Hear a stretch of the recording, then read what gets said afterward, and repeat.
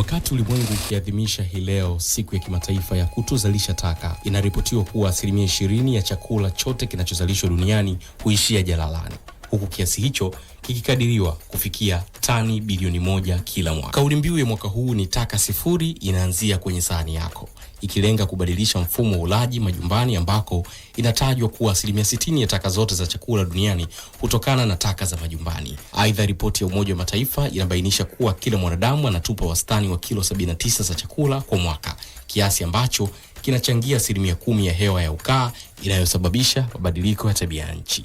Wataalamu wa mazingira wanabainisha kuwa uchafuzi huu ni mkubwa mara 5 zaidi ya ule unaosababishwa na sekta ya usafiri wa anga. Kwa upande wa Tanzania, Baraza la Hifadhi la Usimamizi wa Mazingira NEMC linahimiza halmashauri nchini kuanza kugeuza taka hizo kuwa mbolea mbadala. NEMC inasisitiza kuwa uimarishaji wa teknolojia ya uhifadhi kuanzia shambani hadi sokoni ndio suluhu ya kudumu ya kupunguza mzigo kwenye madampo yaliyoelemewa.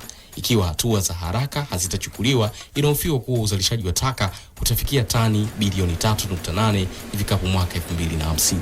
Wakati dunia ikitafakari mustakabali wake, ujumbe mkuu unabakia kuwa kila mkakati unaofanyika ni ushindi kwa mazingira, kwani chakula ni rasilimali na sio takataka. Matias Mloli, Kasri, Crown Media. Shukran sana Matias Mloli kwa taarifa hiyo kuhusiana na masuala ya mazingira, ambapo leo ni siku ya kimataifa ya kuzuia uzalishaji wa taka. Studioni hapa moja kwa moja naungana na Regina Magoke ambaye yeye ni mtaalam wa masuala ya elimu ya mazingira. Tunajadiliana hapa kwa pamoja kuhusiana na siku hii ya kimataifa ya kuzuia uzalishaji taka. Karibu sana Regina. Asante. Uko vizuri? Nipo poa. Hapa ni nyumbani kama kawaida yetu, si mara ya kwanza leo Regina kuwepo hapa, sivyo? Ndio. Hebu tuanze kuitazama siku hii ya kimataifa ya kuzuia uzalishaji taka, sio? Siku hii imekuwa ina tofauti gani pengine na miaka iliyopita, kwa sababu inaadhimishwa kila mwaka? Ndio, kwa mujibu wa Umoja wa Mataifa, hii ni siku inaitwa International Zero Waste Day, ikimaanisha kwamba ni siku ambayo dunia nzima kwa ujumla wanaadhimisha siku ya kutokuzalisha taka. Na siku hii inaadhimishwa mnamo tarehe 30 mwezi wa 3 kila mwaka. Kwa kila mwaka tunaadhimisha siku hii ambayo inaitwa International Zero Waste Day. Dhana ya Zero Waste inamaanisha kwamba tunalenga jamii, serikali na sekta binafsi waweze kupunguza taka tunazozalisha. Kwa hiyo siku hii hususan kabisa inalenga kuelimisha jamii jinsi gani waweze kutunza mazingira yao kwa ajili ya afya ya mwanadamu na kwa ajili ya kuweka mazingira yaliyo safi na salama. Vile vile kukumbusha serikali pamoja na sekta binafsi wanapofanya zile shughuli mbalimbali za uzalishaji mali ni kwamba watumie mbinu gani ama wapunguze kwa kiasi gani zile taka ambazo zinapatikana katika mazingira yetu ya kila siku. Na kama tulivyoona ukiangalia Umoja wa Mataifa Umoja wa Mataifa ambao wapo katika masuala ya mazingira amesema kwamba 20% ya taka ambazo zipo katika maisha yetu ya kila siku na mazingira ya mwanadamu ni taka ambazo za vyakula, na hizo taka ambazo zinatoka katika mazingira ya nyumbani kabisa. Ndio. Regina, tunawezaje kudhibiti uzalishaji taka hapa nyumbani Tanzania? Uzalishaji taka tunaweza kudhibiti kwa namna mbalimbali. Kwanza tunaweza kudhibiti kwa kupunguza matumizi. Kuna matumizi mengine sio ya lazima. Labda nitoe mfano kwamba sasa hivi ukiangalia sisi wenyewe Tanzania nchini kwetu tuna matumizi ya plastiki, ile mifuko ya plastiki yamepungua, tuseme ni kwa 80% ukilinganisha na miaka ya nyuma.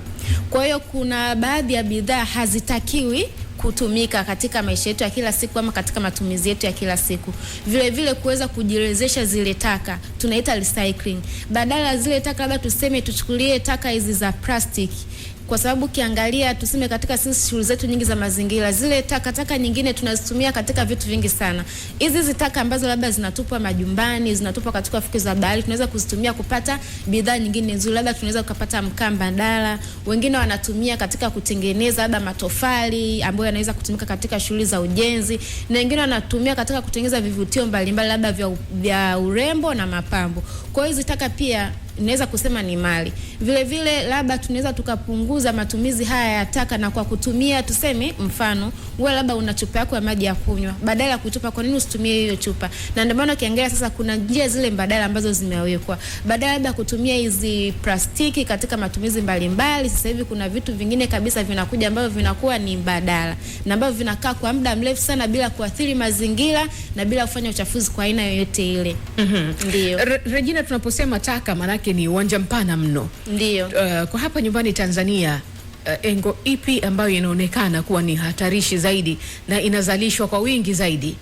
Engo ambayo ningesema kwamba inazalisha kwa wingi zaidi ni fukwe za bahari, hususan kwa mikoa ambayo ina vyanzo vya maji. Niseme mkoa wa Mwanza, labda kule Kigoma na hapa Dar es Salaam. Tena hususan Dar es Salaam. Ni 80% ya taka ambazo zinapatikana katika vyanzo vya maji, mfano baharini, zinatoka katika mazingira ya mwanadamu. Na nyingi sana zinatoka katika makazi ya mwanadamu, niweze kusema hivyo, makazi ya nyumbani kwetu kabisa. Kwa hiyo tumekuwa tukifanya usafi katika hizo fukwe za bahari, bichi mbalimbali, lakini bado ile hamasa haijaonekana, kwa sababu mkienda kufanya usafi mtapata takataka nyingi sana ambazo zimetupwa kule. Taka nyingine zimetoka hospitalini, taka nyingine ndio hivyo za majumbani, yani taka mbalimbali. Hadi unajiuliza kwamba katika eneo la bahari, kumbuka kwamba hakuna kabisa tuseme watu ambao wanafanya makazi ya kudumu, kiachana labda na watu wenye hoteli, watu wenye vitu mbalimbali, lakini unakuta ni taka nyingi ukilinganisha na makazi kwa watu. Kwa 80% ya taka ambazo zinapatikana katika vyanzo vya maji zinatoka katika makazi yetu sisi na ambazo tunazitumia kila siku. Umeona? Kwa hiyo niseme kwamba hata kule pia ule uhamasishaji ama ufanyaji wa usafi kwenye fukwe za bahari umekuwa, of course tunajitahidi, lakini sio sana ukilinganisha na nyumbani. Wewe mwenyewe tuseme nyumbani kwako huwezi kuamka asubuhi hujafanya usafi. Ukilinganisha na kule labda kwenye fukwe za bahari tunaenda labda mara moja kwa wiki. Sasa mnaenda this week mnafanya usafi vizuri, mkienda the other week mnakuta the same thing. Umeona? Kwa bado hata zile sherehe unakuta muda mwingine hazitiliwi mkazo. Ama pengine ndio elimu inatolewa, lakini bado watu ile kuipokea ile elimu na kuishi kwa kile kinachofundishwa bado. Na ndio maana inaonekana sana sehemu ambapo ina asilimia ya taka nyingi ni fukwe za bahari. Ukilinganisha hata na manyumbani, labda sehemu za kazi za watu, kwa sababu tuseme mtu mwenye hoteli hawezi kuacha sehemu ambayo ikiwa chafu, kwa sababu hatovutia wateja. Kwa hiyo ni mdota anayesafisha, lakini kuna vyanzo vya maji kuna taka nyingi sana ukilinganisha na sehemu nyingine zinazotuzunguka. Tunaambiwa sana ama tunasikia mara nyingi ikizungumzwa na mkisema kwamba badilisha taka kuwa fursa. Ndiyo. Na wiki iliyopita hapa nakumbuka tulikuwa tuna wageni hapa ndani kutoka NEMC pia pamoja na watu ambao wamejikita katika biashara mbalimbali ya kubadilisha taka kuwa fursa kwa upande wao, na tuliona hapa moja kati ya mtu ambaye anatumia organic zile taka kugeuza katika mbolea na kumletea kipato kikubwa tu. Tunawezaje, Regina, kuhamasisha wananchi mbalimbali wakatambua fursa zilizopo katika taka na kuzibadili kutoka kuwa takataka na kuwa faida katika maisha? Ya kwanza nipende kusema kwamba taka ni mali, na nipende tena kukazia kwamba mazingira ni fursa. Yaani kitu chochote kinachokuzunguka kimebeba fursa. Hata taka ambazo zinatuzunguka zimebeba fursa nyingi sana. Na hisi pia mmeona kwamba kuna watu ambao wanakusanya ya plastic materials wanaenda kuuza wanajipatia fedha. Vile vile kuna watu wanatumia taka. Mfano mimi nina project ambayo ninafanya na UN Women Tanzania, ambapo tunatumia hizi domestic waste kutengeneza mikaa mbadala, hizi briquette. Na tunatumia taka ambazo zinapatikana manyumbani kabisa, zinapatikana majumbani, tunatumia taka ambazo zinapatikana mashambani. Kwa hizi taka zinatupatia fursa nyingi sana. Lakini watu wanatakiwa kutambua kwamba chochote kinachokuzunguka kimebeba fursa. Kwa hiyo hata jukumu la kutunza mazingira ni la mtu mwenyewe binafsi. Ndio tutatoa elimu, lakini bado elimu haitoshi. Kwa hiyo vile vile labda ningesema kwamba pia sheria labda zitiliwe mkazo, kwa sababu unaweza kusema labda ambaye atabainika labda ametupa taka labda kwenye vyanzo vya maji atapewa labda ni fine ama labda atadhibiwa, lakini watu wanafanya hivyo kwa sababu unakuta mataka yametoka hospitalini. Lakini na bado mtena this week mtakuta, the other week mtakuta, umeona? Kwa bado zile sheria watu wanajua kabisa hairuhusiwi, lakini wanafanya hivyo.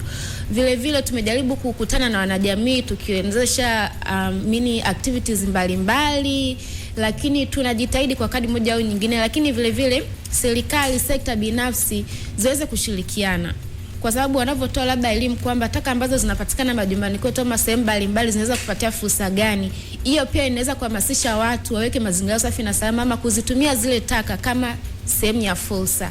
Kwa hiyo tukitoa elimu, tunavyojitahidi kutoa elimu, kushirikiana na jamii, tunaweza kabisa kupunguza kuzalisha zile taka ambazo hazihitajiki kabisa katika mazingira yetu ya kila siku.